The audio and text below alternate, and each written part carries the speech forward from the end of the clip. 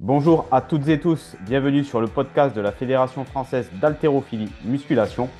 Ici, nous parlons d'entraînement, de technique, de préparation de l'athlète pour la performance et aussi de santé, en explorant toute la puissance de l'haltérophilie et de la musculation. Que vous soyez jeune pratiquant, compétiteur, coach ou simplement adepte du renforcement musculaire pour votre santé, ce podcast est fait pour vous. Ensemble, nous allons décrypter les méthodes d'entraînement, les bonnes pratiques et les avancées scientifiques pour vous aider à progresser en toute sécurité et à profiter pleinement des bienfaits de notre discipline. Aujourd'hui, nous recevons un invité exceptionnel qui va partager son expertise. Alors installez-vous bien, c'est parti. FFHM, technique, force et explosivité au service de la performance et de la santé. Bonjour à tous, c'est Nicolas Gravis de la Fédération française d'haltérophilie musculation. Je vous retrouve pour un podcast FFHM avec aujourd'hui comme invité exceptionnel Zoé Sarvas avec qui on va parler de préparation mentale et plus particulièrement de visualisation et imagerie mentale. Zoé, merci beaucoup d'avoir accepté mon invitation. Et avant de rentrer dans le vif du sujet, est-ce que tu pourrais nous parler un petit peu de toi et un petit peu de ton parcours, s'il te plaît? Merci Nicolas déjà de m'avoir invité. Moi, je suis plutôt issue d'un milieu universitaire, donc licence entraînement et licence STAPS entraînement et master optimisation de la perf, hein, toujours en STAPS. J'ai fait aussi de l'universitaire avec le génie bio, option diététique pour être diététicienne. Et à côté de ça, je me suis formée du coup en fédéral jusqu'au BF2 en haltéro et j'ai passé un diplôme de posturologie et d'activation cognitive, perceptivo-cognitive, etc. Voilà. Ok, passionnant. On a vraiment de la chance d'avoir un profil aussi complet parmi nous. Est-ce que tu peux nous expliquer comment tu es venu à t'intéresser à la préparation mentale et particulièrement à tout ce qui est visualisation, imagerie mentale? Bah, grâce déjà aux STAPS qui ont fourni en licence une, euh, c'était même pas plus qu'une initiation, on avait quelques cours déjà en prépa mentale pour nous ouvrir un peu l'esprit là-dessus et pouvoir prendre en main quelques premières méthodes. Et du coup, j'ai voulu poursuivre en master. Et le premier master que j'ai tenté, c'était celui de Lille, du coup, où Sylvain Baer a été notre formateur notamment. J'ai pas fini ce master-là, néanmoins, j'ai pu profiter de toute l'année de la formation de prépa mentale ici. Et puis après, bah, c'est de la formation terrain et de la formation autodidacte. Voilà. Ok, très bien. On va peut-être préciser ce que c'est la visualisation et l'imagerie mentale, mais en quoi ça te semble particulièrement pertinent à utiliser comme technique de préparation mentale, spécifiquement dans l'haltérophilie? Alors, si tu veux, moi déjà, j'ai un intérêt particulier dessus, parce que j'ai un affect particulier sur cette méthode, parce que c'est celle qui m'a parlé en premier, et c'était pas une année, pour moi, l'année d'études de prépa mentale, c'était pas l'année où j'étais le plus disponible pour ce genre de méthode-là. On en reviendra un peu après sur l'idée qu'il faut être prêt, ouvert d'esprit. Mais c'est celle qui m'a le plus parlé, et c'est celle, du coup, après, en fait, que j'ai le plus utilisée. Moi, je trouve qu'elle est facile d'accès et c'est pour ça que je la trouve plus intéressante que d'autres. Et puis, sur un sport qui demande du séquençage comme, comme l'haltérophilie, je trouve que du coup, ça, c'est particulièrement pertinent pour l'apprentissage du mouvement, l'apprentissage des vitesses et aussi bah, pour ceux qui en ont besoin, l'appréhension de certains événements. Ouais, effectivement, tu as parlé de facilité d'accès. C'est souvent un paramètre qu'on doit considérer pour mettre en place quoi que ce soit, hein, que ce soit des méthodes prépa physique ou des méthodes préparation mentale. Je pense qu'on pourra y revenir après, mais effectivement, ça paraît être un point fondamental à considérer avant de mettre en place toute méthode. Euh, Est-ce que toi, tu utilises ces méthodes de préparation mentale, visualisation, imagerie mentale, dans ta pratique sportive ou même dans ta pratique professionnelle? Est-ce que ça peut avoir un intérêt au-delà de l'haltéro? Alors, dans ma pratique perso, ça m'arrive. Malheureusement, je suis quand même le chausseur mal chaussé, le cordonnier mal chaussé, parce que je le pratique pas autant que je devrais le faire. Parce que quand on est comment dire, éduqué à ça, on sait qu'il y a des moments où ce serait pertinent.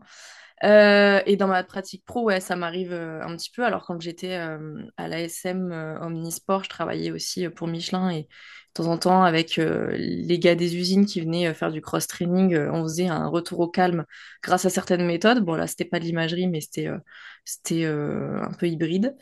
Et après, sur le terrain avec des sportifs, ça m'arrive même de faire de la PM de secours, tu vois, de l'imagerie mentale de secours sur une compète, quand j'ai un athlète qui part, comme qui commence à partir un peu en vrille ou quoi, on le recentre et on vient de travailler sur la confiance en soi grâce à l'imagerie mentale, justement. Ouais. Ouais, j'ai oublié de le préciser, mais Zoé, tu es actuellement conseillère technique fédérale pour la Ligue Occitanie et tu as également une entreprise de coaching. Donc, Oui. tu es amené à suivre pas mal d'athlètes à la fois en haltérophilie et sur d'autres sports. Donc, effectivement, je pense que tu as de bons bagages et de bons outils pour permettre à tous ces athlètes d'évoluer positivement dans leur pratique. Ouais, c'est Alors, encore que le début. Et puis, si tu veux, sur le terrain, tu te rends compte des limites aussi que tu as et de là où est-ce que tu dois aller travailler encore. Avec du coup ma Biche Performance, qui est mon entreprise, je suis amenée à travailler avec le club de Narbonne, Altéro. ok. Et là, j'ai pu l'an dernier éprouver certains outils de prépa mentale, notamment en compétition en mode alerte rouge avec certaines athlètes qui perdaient leurs moyens. J'ai quand même été confrontée à certaines limites à un moment donné où ça partait trop loin dans le psycho. Et là, bah, tu n'es pas psychologue, donc voilà, Ouais. tu peux pas tout faire. Je pense effectivement, il faut savoir se mettre des limites par rapport à son champ de compétences et être capable des fois de passer la main à quelqu'un de plus expert quand on a atteint nos propres limites. C'est ça. On va parler un petit peu des fondamentaux de la visualisation. Ouais. Comment tu définirais du coup la visualisation et c'est quoi la différence, s'il y en a une, entre visualisation et imagerie mentale? Alors, pour moi, la différence entre visualisation et imagerie mentale, c'est que la visualisation, c'est un outil pour parvenir à faire de l'imagerie mentale. Parce qu'en imagerie mentale, tu utilises un peu tous tes sens, en fait. Donc, tu vas contextualiser un moment et tu vas utiliser, bah, ça peut être l'aspect olfactif, ça peut être le toucher, ça peut être les sensations, ça peut être enfin, les sensations même internes, hein, pas Mhm. forcément que externes. Tu vas travailler, tu peux travailler avec l'ouïe, donc le bruit qu'il peut y avoir. Donc, soit tu te mets dans un environnement qui est déjà comme celui-là, soit tu te le crées mentalement. Donc en Ok. fait, si tu veux, moi, la visualisation, c'est vraiment un outil en plus dans ce que l'imagerie mentale représente. Voilà. Ok, quand tu parles de contextualisation, c'est se projeter dans un contexte, par exemple, salle d'entraînement d'haltéro ou carrément contexte de compétition, Ah, où on peut c'est ça. imaginer la salle d'échauffement, qui peut être parfois un petit peu anxiogène, ou même l'arrivée sur le plateau de compétition. C'est ça, c'est exactement ça. Tu viens utiliser tous les sens possibles pour créer un environnement. Donc celui qui est target, hein, qui est l'environnement cible. Et puis tu vas pouvoir aussi, du coup, comme tu l'as introduit, bah, travailler sur l'émotionnel. Introduire bah, dans ton imagerie l'émotionnel. Donc ça peut être une odeur réconfortante, l'odeur de ta salle qui est réconfortante, mais ça peut Mhm. aussi être travailler sur l'appréhension d'un événement, l'appréhension plutôt stressante, négative d'un événement. Et dans ce cas-là, tu vas préparer le terrain au maximum, créer un environnement qui peut justement être stressant pour savoir le gérer le jour J, quoi. À D'accord. savoir qu'il y a toujours une marge d'inconnu, hein. Tu peux pas être parfaitement comme ça va se passer, tu peux pas savoir comment ça va se passer, mais tu prépares au maximum, quoi. Ouais, par exemple, même si tu peux anticiper un petit peu sur les matchs, connaissant tes adversaires, tu sais jamais comment ça va réagir à un changement de barre, comment ça va réagir à un échec. Donc, ouais, donc tu peux te préparer dans une certaine mesure, mais C'est la ça. réalité, ça reste néanmoins le jour J. Donc, ouais, Tu as aussi le public. Tu peux pas prévoir tout ce qui se passe en public. Hmm, Tu tout peux à pas fait. prévoir si un des juges se casse la figure, tu peux pas prévoir si il y a un matériel qui marche pas, tu peux pas prévoir, enfin, tu peux le prévoir dans l'absolu, mais tu peux pas être sûr que ça va se prévoir, tu vois. Hmm, hmm, Tu hmm. peux imaginer, hein, tu peux te faire un scénario catastrophe avec un bébé qui pleure, quelqu'un qui crie des obscénités et tout, et essayer de rester dans ta bulle, hein, ça c'est possible. Hmm. Maintenant, voilà, jour J, soit ça se passe super bien, il y a pas un pet de travers, tout se passe bien, soit soit c'est chaotique et il faut savoir le gérer. Ouais, donc l'imagerie mentale, ça peut aussi te permettre de te préparer à quelque chose qui serait potentiellement perturbant le jour de la compète. Exemple, quelqu'un sur ton plateau d'échauffement qui passe tout le temps devant toi pendant que tu t'échauffes pour te perturber un petit peu. Si ton coach il sait que c'est quelque chose qui te perturbe, et peut-être qu'en préparation mentale, il peut t'entraîner à visualiser ça et à rester concentré sur ce paramètre qui d'habitude te gêne. Tu C'est ça. confirmes? Ouais, Ouais, après, il y a des choses aussi qu'on peut faire en vrai de vrai, hein. Passer devant, tout faut à pas fait. hésiter à l'entraînement de se préparer à ça, voilà, en physique. C'est vrai. Euh, donc là, on a parlé un petit peu de contexte, s'imaginer le contexte, anticiper certaines situations qui pourraient arriver dans le contexte de compète. Est-ce que tu penses aussi que l'imagerie mentale, ça peut améliorer la coordination et la précision des gestes techniques Ouais, très ouais, ouais, précis carrément. comme on peut l'avoir en haltéro? Ouais, ben, en fait, si tu veux, les meilleures preuves, c'est, bah, tu vois, comment ils s'appellent c'est là qu'il va falloir que tu coupes. Ceux qui font de la voltige française, là, tu sais, en avion, c'est des voltigeurs. Ouais, des voltigeurs, ouais. Ouais, ouais. Ils répètent leur parcours. Tu peux voir que des pilotes de F1 ou F4, peu importe, ils vont réviser aussi leur parcours. Ils vont réviser toutes les manips qu'ils vont faire avec leurs doigts, etc. Donc, Ouais. eux, ils vont carrément plus qu'éprouver cette méthode. On le voit Euh, bien, par exemple, chez les skieurs de ouais, descente, où ouais. on voit, ils visualisent les différents virages. C'est assez impressionnant comme intégration dans leur échauffement. On voit qu'ils vivent le parcours avant de le faire. Tout sportif peut l'utiliser pour le coup et tu travailles à la fois ben, le mouvement, la trajectoire, etc. Et donc en haltérophilie, tu peux carrément l'utiliser sur les sensations que tu vas éprouver pendant que tu tires, les vitesses que tu dois utiliser, enfin tout en fait. Je pense qu'on peut vraiment Ouais, le tout ce qui transmettre. est posture, trajectoire, rythme, coordination. Donc, ouais, tout ça, toutes ces intégrations de paramètres techniques, ça me fait penser à une question. C'est du coup, est-ce qu'il ne faut pas être un minimum expert dans la discipline pour pouvoir ben, se représenter toutes ces postures, ces trajectoires très précises, ces facteurs de rythme et de coordination? Oui et non. Je m'explique. C'est un outil qu'on peut vraiment adapter à la personne, donc en fonction de ses connaissances. Si tu es bien entouré, tu as quelqu'un qui sait s'adapter, adapter la méthode à toi et utiliser peut-être d'autres outils pour t'apprendre. Par exemple, tu peux te dire que tu vas utiliser la vidéo, donc la vidéo de toi ou la vidéo de quelqu'un d'autre Ok.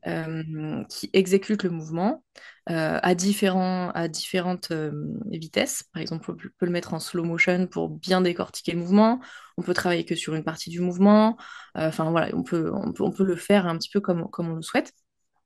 Et du coup, l'adapter à la personne. Quelqu'un qui n'est pas encore expert dans sa pratique pourra du coup l'utiliser parce qu'il y a une vidéo, il va la mémoriser, la visualiser plusieurs fois, la mémoriser et ensuite pouvoir se la retransmettre ben, du coup en mental. Ok, en haltéro, on est sur une motricité qui est assez fermée. Mhm. Est-ce que tu penses du coup que ça a plus de sens encore que dans d'autres sports à motricité plus ouverte de pratiquer l'imagerie mentale? Ou est-ce que c'est plus facile du coup en haltéro que dans d'autres sports? Pour moi, en haltéro, c'est particulièrement pertinent parce que t'as pas d'adversité directe. Ouais. C'est-à-dire que tu vas pas être au contact de quelqu'un directement. Donc, il y a moins d'aléatoires et donc tu peux plus contrôler et maîtriser. Donc, pour moi, l'imagerie mentale, elle est particulièrement importante en haltéro hein, et intéressante. Ça veut pas dire qu'en rugby, elle n'est pas intéressante du tout. Ça veut juste dire que en haltéro, pour moi, il n'y a pas de raison de pas en faire. Ouais, en plus, on est quand même sur une gestuelle qui est très répétitive, d'entraînement en entraînement, de compétition en compétition. On fait euh, quasiment toujours la même chose, même si on a trois mouvements.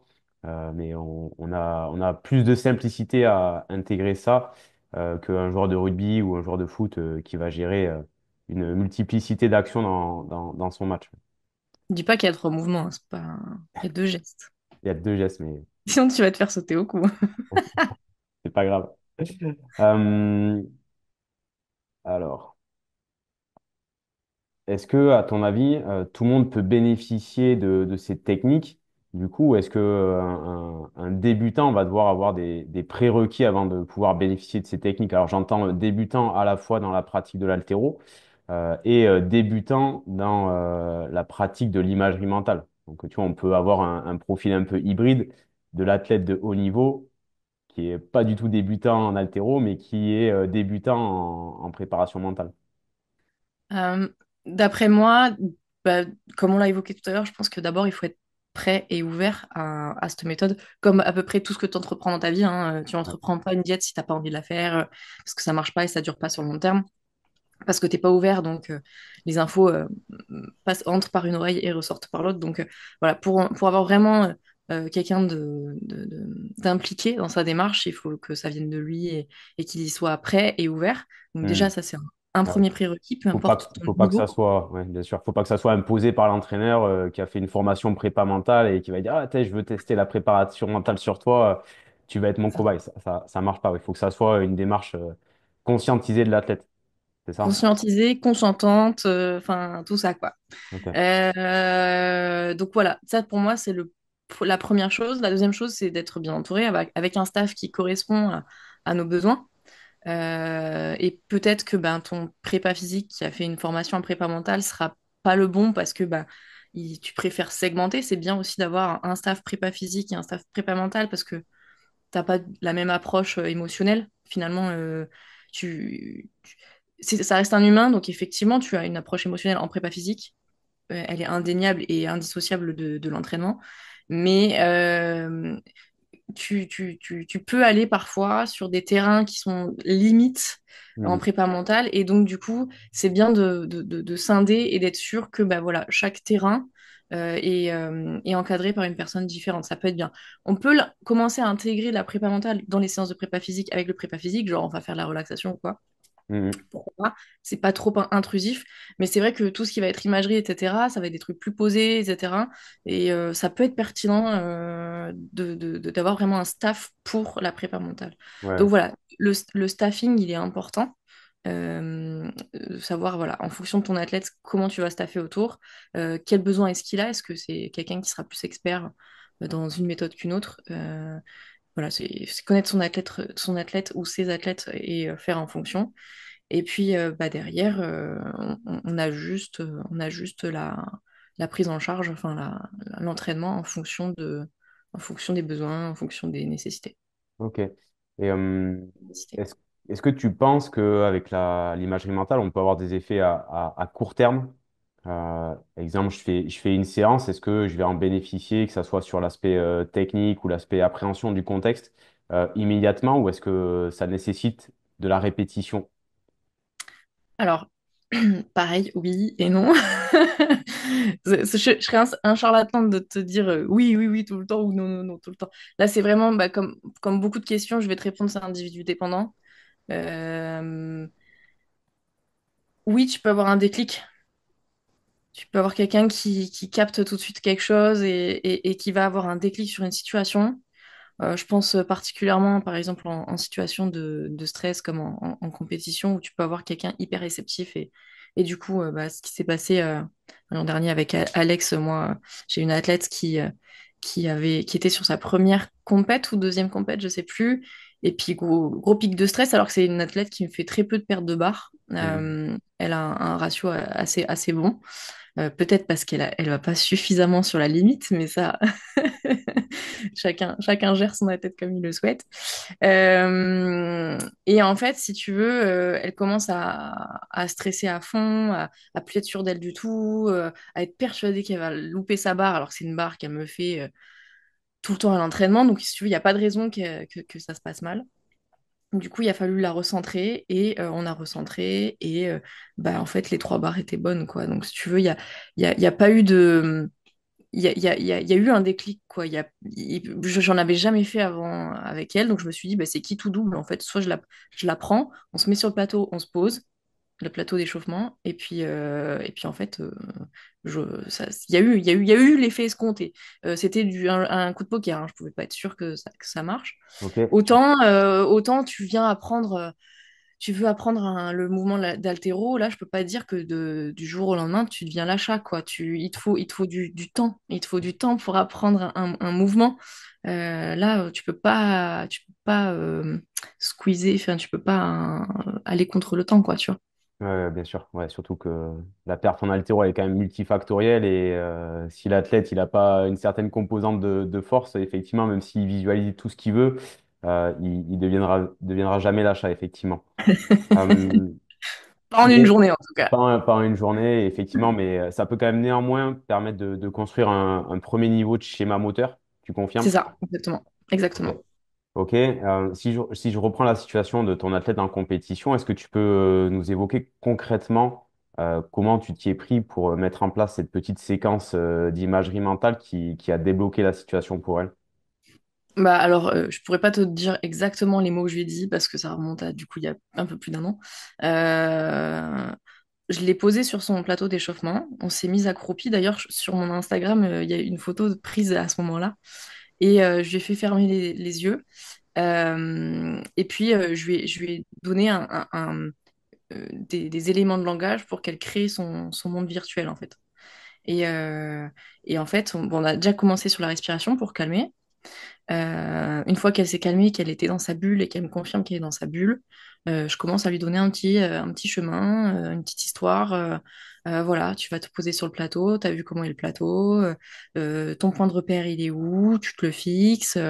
Et puis là, je lui dis, bah, là, on va parler des sensations justement, tu vois, on va les mains sur la barre, la petite routine juste avant de prendre la barre, les mains sur la barre, les sensations de mains qui se serrent sur la barre, la position de départ, les sensations que je veux ressentir, le nombril, les scapulaires, etc.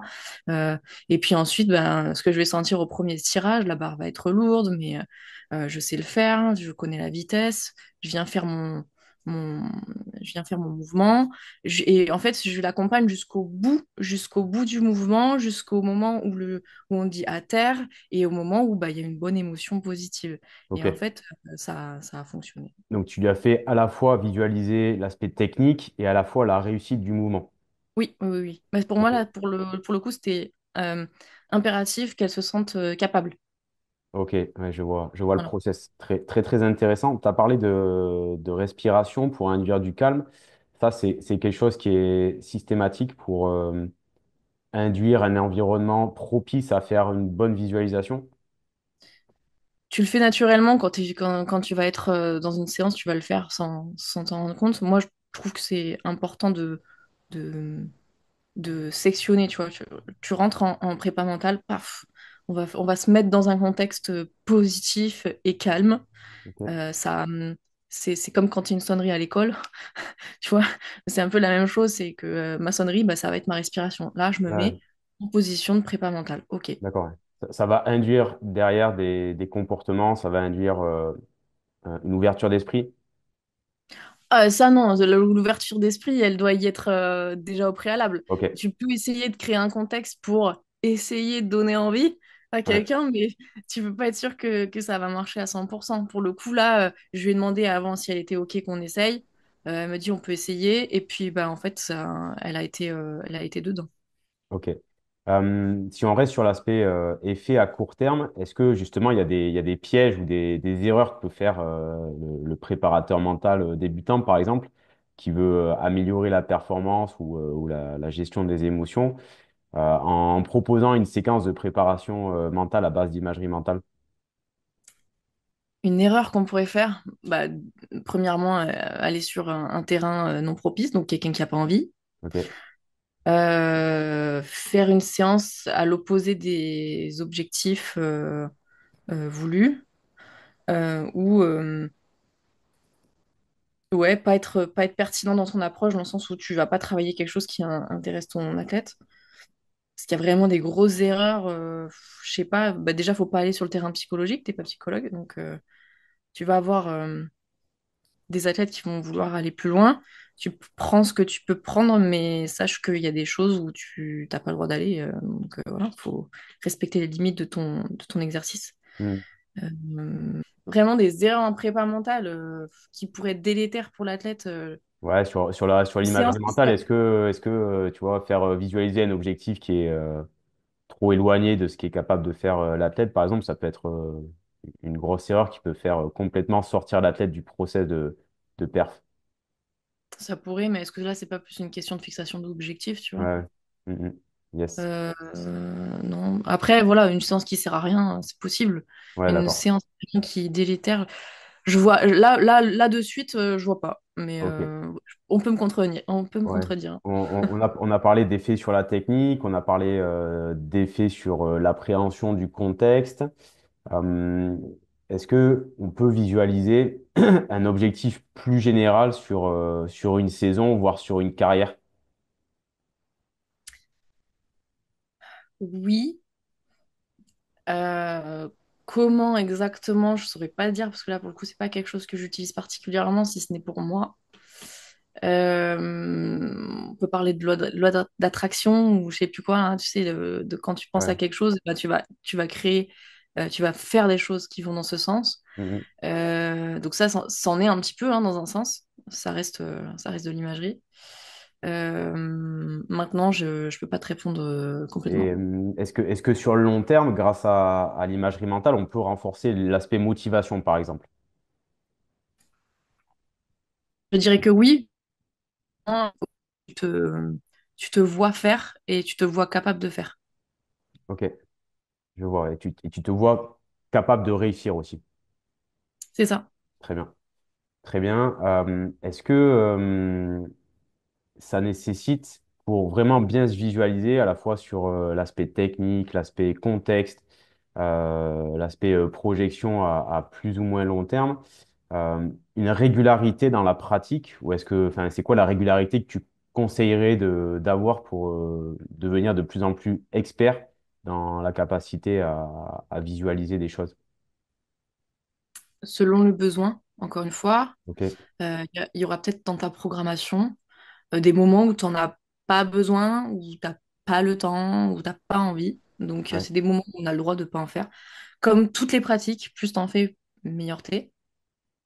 ok, Euh, voilà. Donc, globalement, plus tu peux le pratiquer, mieux c'est. D'autant que, bah, comme dans toutes les pratiques, quand tu commences petit, ben, tu apprends des bases qui, qui sont ensuite perfectibles, des bases yes. que tu peux sur lesquelles tu peux travailler beaucoup plus en expertise une fois que, que tu grandis. J'ai oublié la question. Et par rapport à la fréquence de pratique de ce type de séquence de préparation mentale. Bah justement, voilà, plus si tu as la place, l'envie et que c'est pertinent avec ton entraînement, moi je pense qu'il n'y a pas il y a pas de limite entre guillemets à en faire parce que ça peut représenter 5 minutes avant le coucher. D'accord, ouais. C'est pas non plus chronophage forcément. Ça peut être une séance par semaine ou une séance tous les 15 jours avec ton PM, ton prépa Ok. mental. Derrière, tu as des routines, 5 minutes avant l'entraînement, 5 minutes avant d'aller te coucher. Voilà, c'est pas quelque chose qui va te prendre une demi-semaine, quoi. Ouais, tout à fait. Ouais. Ça me fait vraiment écho ce que tu dis. Et souvent, je vois les jeunes qui passent beaucoup de temps sur leur téléphone et peut-être qu'il vaudrait mieux consacrer 5 minutes seulement à faire un peu de visualisation positive que passer 30 minutes à scroller sur les réseaux, quoi. Et qui te dit qu'ils sont pas en train de regarder des vidéos d'haltéro, Ah, justement, pour peut-être, apprendre des mouvements? effectivement. Peut-être. Voilà, tu vois. Peut-être, tu vois. Je suis mauvaise langue. Et il y a autre chose qui m'a fait écho. Tu as parlé de la pratique chez les jeunes. Donc, tu penses que c'est quelque chose qu'on peut intégrer à partir de quel âge? Donc, est-ce que l'âge est un facteur d'intégration de la méthode? Et ensuite, est-ce qu'il y a la question de niveau de pratique? Tu vois, moi, je vois par exemple sur mon territoire des jeunes qui sont déjà très performants, qui sont déjà très intégrés dans un process de perf. Est-ce que chez eux, c'est pertinent de commencer à intégrer ce type de travail? Alors, sur un très entraîné, je pense que ça peut être effectivement un facteur justement d'amélioration, donc ça peut être cool. Euh, Faut pas s'attendre à tout de suite, comme je t'ai dit tout à l'heure, forcément un déclic ou une amélioration de suite. On peut même s'attendre à ce que la perf redescende le temps de s'acclimater. Donc ça, c'est possible. D'autant que si la prépa mentale est mal exécutée, il peut commencer à intégrer un schéma moteur n'est pas pertinent. Parce que, en fait, on l'a pas dit au début, mais la préparation mentale, c'est un outil qui nous permet de travailler le schéma moteur, donc toutes les liaisons entre le cerveau et les muscles, euh, comme si on travaillait dans une salle. C'est-à-dire que à moindre coût, tu travailles quasiment autant que si tu étais en salle. Ok. Donc en fait, tu peux très vite mal imprimer quelque chose si tu le visualises pas bien. D'où l'importance des vidéos. Et quand tu regardes une vidéo, tu regardes la vidéo de quelqu'un qui a plus ou moins les mêmes segments que toi, qui a plus ou moins le même poids que toi. Comme ça, tu penses que tu sais que la technique devrait à peu près te ressembler à la tienne. Ok. Donc ça, c'est pour l'aspect un peu technique et scientifique. Euh, donc, sur un expert entraîné, etc., je pense que c'est particulièrement intéressant justement pour venir optimiser la performance. Et sur un plus petit, quelqu'un qui connaît pas ou quoi, bah, encore une fois, il faudra qu'il y ait des bases qui soient soit données, induites par une vidéo, qui soient répétées et ensuite imaginées, soit peut-être à vraiment adapter ce qui est demandé. Donc peut-être faire de l'imagerie mentale très très très très très basique, Hmm. juste s'imaginer avec la barre au-dessus de la tête. Enfin voilà, on peut imaginer très très très basique, très petit. Ouais, je vois. Encore faut-il que l'enfant soit en capacité, et là, c'est là qu'il va falloir aller chercher euh, des, des revues scientifiques, mais il faut que ce soit un stade où l'enfant est capable de s'imaginer des trucs qu'il a décidé d'imaginer. Hmm, hmm, Parce hmm. qu'il y a des petits pour qui tout ce qui est abstrait, c'est pas possible encore à faire. Donc là, l'âge exact, je l'ai pas. Et comme D'accord. c'est pas un public avec lequel je travaille, je peux pas te donner plus d'infos. Ok. J'ai déjà utilisé des techniques de relaxation sur les petits quand j'étais animatrice ou quoi. Ouais, ça Et marche plutôt bien. ça marche, ouais. Ça marche parce que c'est concret, c'est du souffle, c'est des sensations physiques. Tu leur demandes de penser qu'ils ont chaud, qu'ils sont lourds, ça marche. Mais voilà, sur l'imagerie mentale, je pense pas. Ouais, Pas tout alors, petit. il y a quelque chose qui m'a un peu marqué dans ce que tu as dit, c'est l'aspect progressivité et un peu comme dans l'entraînement en haltéro, on peut complexifier au fur et à mesure l'environnement, au fur et à mesure la technique qu'on s'imagine. Tu as dit eh ben, déjà peut-être commencer à s'imaginer la barre au-dessus de la tête. Effectivement, on peut peut-être y aller étape par étape dans le process. Et effectivement, ça peut être pertinent de réfléchir à une progressivité long terme. On parle souvent du développement athlétique long terme du jeune. Et peut-être que ouais, on est très centré souvent sur les aspects préparation physique avec cette progressivité-là qu'on commence à bien maîtriser. Mais effectivement, il y aurait peut-être l'aspect progressivité aussi des méthodes de préparation mentale à intégrer dans le process de développement long terme. Euh, alors, j'avais entendu, moi aussi j'ai fait un peu de préparation mentale dans mon parcours, j'avais entendu qu'on pouvait visualiser soit de manière interne, soit Oui. de manière plutôt externe. Donc, soit en se visualisant soi-même, soit en visualisant quelqu'un d'autre, ou plutôt en ressentant les choses. Est-ce que tu peux nous en dire plus par rapport à ça? Exactement, Jamy, bravo. C'est ça. C'est exactement ça. Tu peux avoir donc cette méthode où tu te visualises toi, mais d'un point de vue extérieur, comme si tu avais une caméra qui te captait, en fait. Donc là, en fait, si tu veux, je peux pas dire laquelle est la meilleure. Je suis pas assez experte pour ça. Et je pense que c'est individu dépendant et contexte dépendant. Euh, la deuxième méthode, effectivement, c'est de s'imaginer nous-mêmes comme on est nous, c'est-à-dire ben, dans notre position de caméra en interne, quoi. Euh, tu vas peut-être plus travailler sur les sensations et sur le mouvement technique quand tu es en interne que quand tu es en externe. Est-ce que l'externe, ce serait plus pour le contexte et la réussite? Peut-être. Voilà, moi, je t'avoue que j'y vais un petit peu en fonction du feeling du moment, ce Ok. qui n'est pas très scientifique, mais qui marche bien, visiblement. Là, il faudrait avoir un expert qui te sorte Ouais. la veille scientifique qu'il a faite dessus. Ouais, après, ça reste cohérent de se dire le focus interne ou externe, il est dépendant déjà de ce que préfère l'athlète. Est-ce qu'il préfère Exact. se visualiser à se voir ou est-ce qu'il préfère ressentir ce qu'il fait? Et effectivement, après, ouais, par rapport à un contexte, des fois, peut-être que voir le contexte, c'est plus pertinent ou complémentaire, je sais pas, effectivement, il nous faudrait un ponte. de sentir les choses, de sentir la magnésie, sentir le froid de la salle d'échauffement, des choses comme ça. Ouais. C'est ça. En fait, c'est aussi du bon sens, c'est-à-dire que si tu dois anticiper un contexte de compétition, bah, tu vas devoir visualiser la salle, etc. Et tu vas te visualiser toi dans la salle, etc. Donc je pense que c'est quand même important d'avoir un mélange des deux selon l'objectif. Si tu dois te mettre dans un contexte de compète, ben, tu vas imaginer un peu l'extérieur, tu ne vas pas imaginer que toi Mhm. sur le plateau. Peut-être qu'on me contredira, hein, je suis pas la grande voix de la sagesse, mais voilà. Moi, je pense que c'est beaucoup de bon sens aussi. Ok, top. Ouais, effectivement, souvent le bon sens guide pas mal nos actions et il faut se faire confiance aussi, je pense. Ouais. T'as parlé à un moment donné de charge d'entraînement. Est-ce que du coup, la visualisation du geste permet d'augmenter la charge d'entraînement? Est-ce que c'est quelque chose du coup qu'il faut intégrer dans la planification comme un entraînement en tant que tel chez les personnes qui font beaucoup d'imagerie mentale? Je te dirais que oui, je pense que c'est bien de l'intégrer, même si elle n'est pas spécialement chronophage, étant donné qu'il y a quand même une réponse physique de cet entraînement-là. Je pense qu'il faut la quantifier, parce que ça reste une sollicitation nerveuse. Voilà. Ouais, j'avais vu passer quelques données scientifiques qui montraient que on avait des réponses EMG, donc au niveau musculaire, suite au fait de s'imaginer faire le mouvement, par exemple. Donc ça veut dire quand même que c'est impactant effectivement du système nerveux et jusqu'à la connexion avec le muscle. Donc c'est effectivement intéressant de se dire on peut pratiquer sans avoir les mains sur la barre, mais en s'imaginant pratiquer en fait.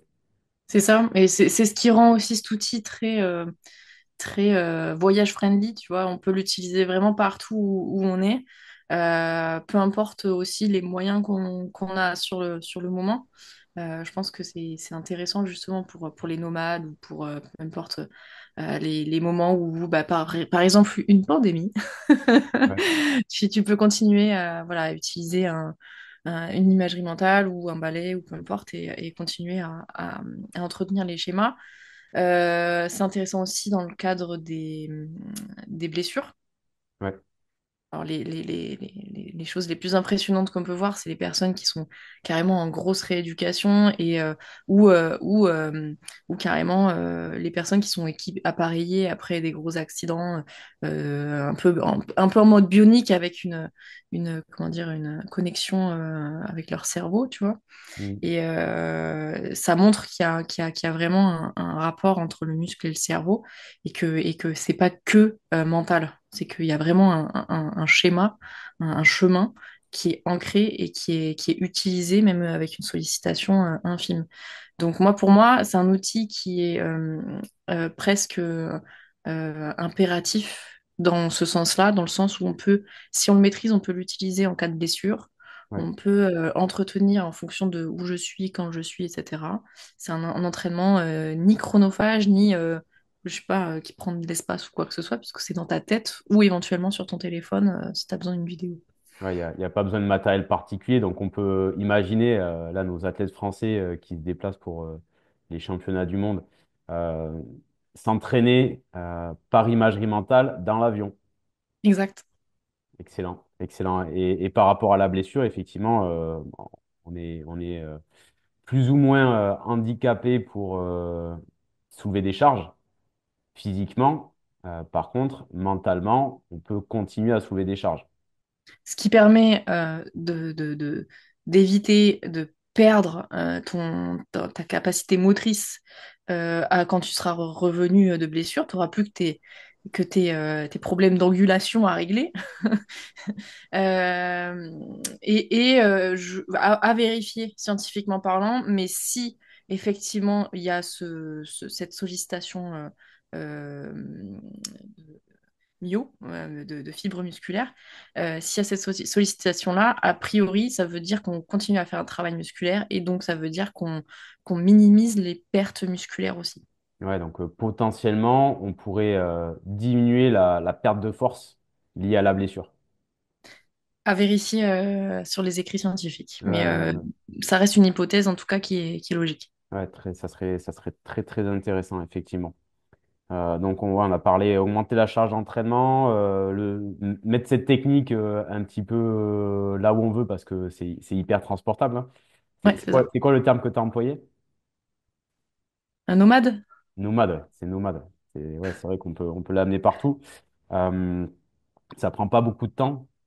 Effectivement, c'est quelque chose qui peut être intégré donc assez facilement. Quand on veut intégrer un outil, eh ben, il faut que ça soit transportable, il faut que ça soit temporellement facile à utiliser. Donc, je pense on a un bon profil avec l'imagerie mentale pour que ça soit intégré facilement à l'entraînement.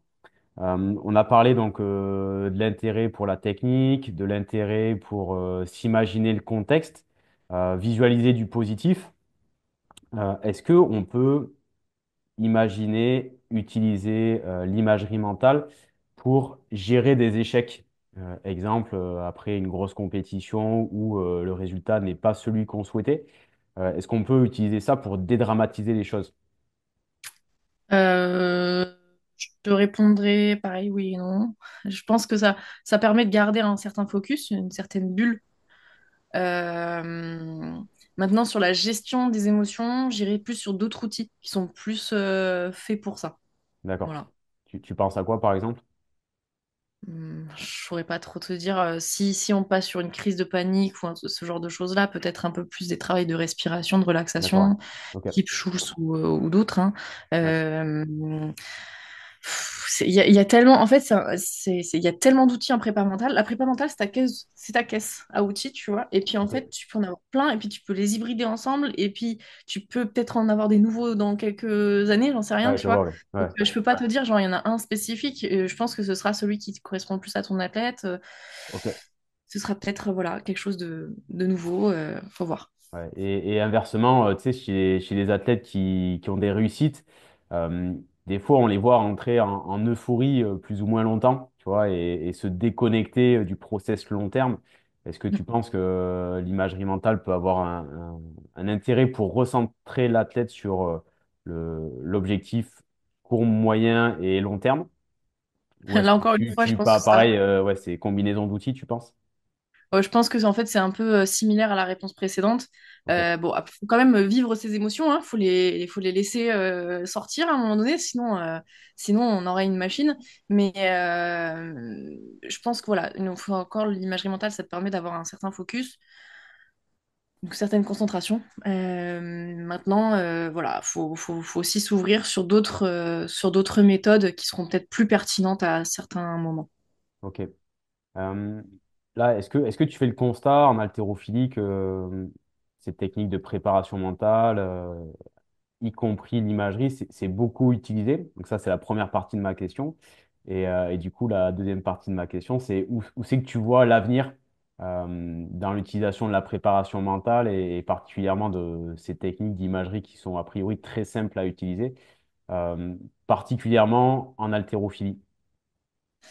Alors pour moi, c'est pas suffisamment utilisé puisqu'il y a quand même beaucoup de personnes qui soit ignorent cette pratique, soit ont des croyances à ce sujet, des a priori, euh, qui font des amalgames avec la psychologie ou qui ont des a priori même sur la psychologie en elle-même. Donc aller voir un psychologue, c'est être malade, c'est être pas bien, alors que ça peut juste être de la prévention, comme on va voir son médecin généraliste, hein, Mhm. pour faire quelques prises de sang de temps en temps.